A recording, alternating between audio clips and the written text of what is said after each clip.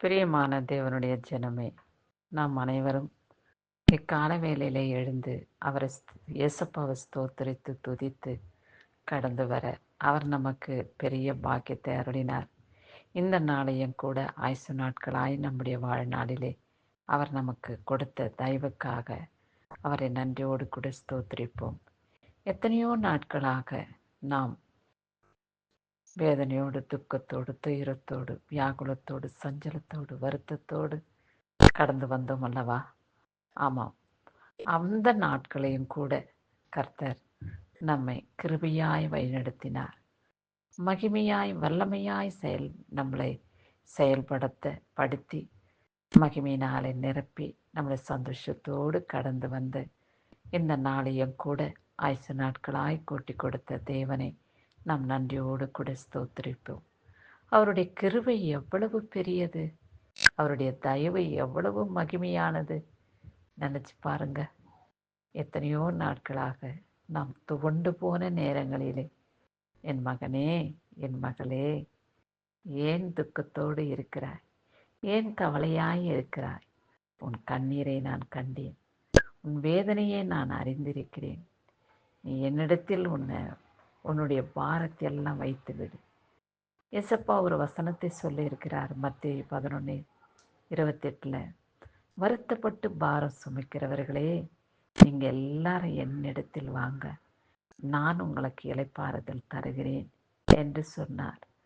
அவருடைய வார்த்தையின் பிரகாரம் அவரிடத்தில் சென்று இளைப்பாறுதலின் ஆசீர்வாதத்தை நாம் பெற்றுக்கொள்வோமா? ஆமாம், அப்படியே பெற்றுக்கொண்டு சந்தோஷத்தோடு கடந்து வந்து தேவனுடைய மகிமையை அனுபவிப்போம். கர்த்தர் எந்நாளிலே நமக்கு கொடுக்கப்பட்டுள்ள வார்த்தை என்ன என்று பார்ப்போமா? 3 யோவான் 1:4 என் பிள்ளைகள் என் சத்தியத்தில் நடக்கிறார்கள் என்று கேள்விப்படுகிற பொழுது நான் மிகவும் சந்தோஷப்படுகிறேன் என்று தேவன் சொல்லியிருக்கிறார். அவருடைய பிள்ளைகளாகிய நாம் சத்தியத்தின் பாதையிலே கடந்து வருகிறதை பார்த்து நம்மை பார்த்து கர்த்தர் சந்தோஷப்படுகிறாராம். எவ்வளவு ஆச்சரியம், எவ்வளவு பாக்கியவான்கள் நம்ம, எவ்வளவு கர்த்தருக்கு மேன்மையானவங்க நம்ம.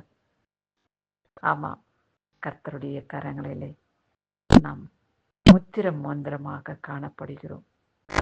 அவருடைய முத்திர மோதிரத்தை யாரும் பறிக்க முடியாது. அதுபோல அவருடைய கரத்திலே இருக்கும் நம்மை ஒருவரும் பறிக்க இயலாது. நம் பிள்ளைங்க சத்தியத்தின் பாதையிலே, நேர்மையின் பாதையிலே, உண்மையின் பாதையிலே, நீதியின் பாதையிலே கடந்து வரும்பொழுது எத்தனை சந்தோஷம் தெரியுமா தாய் தகப்பனுக்கு? அதை விட சந்தோஷம் எதுவுமே இல்லை. மற்றவர்கள் நம் பிள்ளைகளை போற்றும் பொழுது, நம் பிள்ளைகளை மதிப்புக்குரியவர்களாக நினைக்கும் பொழுது, பேசும் பொழுது பெற்ற தாயும் தகப்பனும் மிகவும் சந்தோஷப்படுவார்கள். அப்படியாக நம்மை பார்த்து தேவனும் சந்தோஷப்படுவார். சாத்தான் பிடியிலிருந்து விடுதலை செய்து சாத்தானுக்கு முன்பாக யோபை எப்படி புகழ்ந்து ஏசப்பா பேசினாரோ அப்படியாய் நம்மையும் கூட புகழ்ந்து பேசும்படியாக அவருடைய கரத்தில் முத்திரை மோந்திரமாக நாம் விளங்கிட அவர் நமக்கு உதவி செய்தருளும்படியாக சத்தியத்தின் பாதையிலே நாம் கடந்து வந்து நீதியின் கிரீடத்தை பெற்றுக்கொண்டு அவருக்கு சாட்சியாய் ஜீவிக்க எப்போதும் அவருடைய சன்னிதானத்தில் நிலைத்திருப்போம். இந்த உலகத்திலே வாழ்ந்து வருகையிலே நாம் எதிர்பாராத எதிர்ப்புகள், நாம் சந்திக்கக்கூடாத ஏளனமான வார்த்தைகள், இகழக்கூடிய வார்த்தைகள் மனிதர்கள் நம்மை பேசினாலும் கூட அதற்கு எதிராய் நாம் பேசாதபடி, கர்த்தாவே எனக்கு வேண்டிய பொறுமையை தாரும், சமாதானத்தை தாரும், உம்முடைய மகனாக நான் இந்த பூமியிலே வாழ்ந்திட எனக்கு கிருபை காட்டுங்க ஆண்டவரே, அப்படி என்று கர்த்தரை வேண்டிக் கொள்வோம். அதற்கு எதிர்மாறாக நாம் ஒன்றும் வாய் திறக்காதபடி கர்த்தர் அவருடைய மகிமையினாலே நம்மளை காத்து வழிநடத்தி ரட்சிப்பாராக. ஆமாம், அவர்களை நாம் ஒருபொழுதும் எதிராளிகளாக நினைக்கக்கூடாது. அவர்களுக்காக நாம் ஜெபிக்க வேண்டும். எப்பேற்பட்ட நற்கனிகளைத்தான் கர்த்தர் எதிர்பார்க்கிறார்.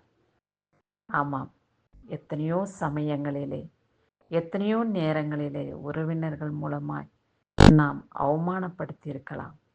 துக்கப்படுத்தும்படியான வார்த்தைகளை, இழிவான வார்த்தைகளை, தூஷணமான வார்த்தைகளை பேசியிருக்கலாம். ஆனால் அவை எல்லாவற்றையும் தேவனுக்கு முன்பாக நாம் கடந்து வரும் பொழுது நம்மை கண்டு கர்த்தர் சந்தோஷப்படுவார். இப்பேற்பட்ட பாக்கியத்தை நாம் மறையும் வரை, கர்த்தருடைய இடத்துல செல்லும் வரை அவர் நமக்கு துணையாயிருந்து நம்மளை சத்தியத்தின் பாதையிலே நடத்தி காத்துக்கொள்வாராக. ஆமேன். கிறிஸ்துவுக்கு மகிமை உண்டாகட்டும்.